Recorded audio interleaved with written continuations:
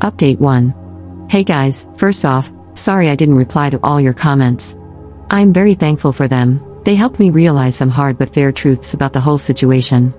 I waited for a bit to think about it all and had multiple long discussions with my husband.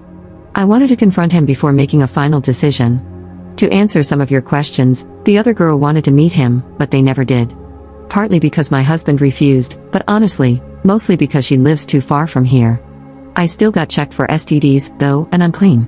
As for our polyamory friends, they were apparently the ones who suggested he go down the polyamory road. I stopped talking to them for now, I'll deal with the bigger problem first. I told him his actions hurt me deeply and that while I appreciated him admitting his affair, it was still infidelity. I told him what you guys said, that turning it into polyamory was merely greenlighting the affair after the fact, and that polyamory should be built on mutual trust and communication, which he had already broken. I also told him I didn't feel respected. It destroyed him, and he said he already knew deep down but didn't want to admit it, neither to me nor to himself. We both screamed and cried a lot. He finally admitted he wanted to open the marriage for selfish reasons. He is very sorry. He cut off contact with the other girl, gave me full access to his computer and phone, and now wants to go to counseling to repair our relationship and marriage. He has been showing me a lot of affection and attention since then, although he admits that sometimes it's out of guilt and not just pure love. And now I want to make it work too, but do I really? Or is it sunk cost fallacy? I don't know. Our first session is in 2 months, the earliest we could get, and every day I change my mind. Literally yesterday, I wanted to leave him, while today I think it's worth giving it a try.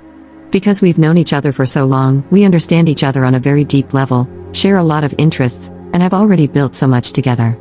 He was there for me during the hard parts of my life. He took responsibility for his actions and is really trying. Plus, if I leave him, I'd have to start my life nearly from scratch, find a new place to live, and go back into dating for the first time in 12 years. I don't want to lose everything. It sounds very hard and scary. Am I not too old for this? But at the same time, that's a form of denial, isn't it? It doesn't matter if those years were good, it's not going to be the same. Even if he gains my trust back, even if I forgive him, I'll never forget. I think he is genuinely remorseful, but isn't it too late for that? I am too empathetic. His being present now doesn't erase what was done. Do I want to stay not because I still believe in this relationship, but because I don't have the strength to ask for a divorce? Because it's the easy choice, some kind of codependency? I have no idea. I can picture both paths clearly, and it's tearing me apart. I am lost, maybe even more than I was when I wrote my previous post. I've lost sleep and appetite, and I'm not sure I enjoy anything in my life anymore. I booked an appointment with a psychologist, for me alone, to help with this whole thing. I am sorry, at this point, I am rambling. I know I am the only one who can decide what's okay and comfortable for me or not. It's ultimately my choice and my choice only. The emotional hell I am going through just makes thinking about that choice very hard and paralyzing. I'll go to both therapies and try to see what to do from here. Edit. A couple of things I should have mentioned but didn't, because putting all of this into writing without omitting something is much harder than I thought. He cut off contact with her because once he told her he was married and wanted us both, she just ran away and broke up with him. Since then, there are times when my husband starts feeling sad or angry because of what's basically withdrawal. He's smart and at least sensible enough not to blame me for that.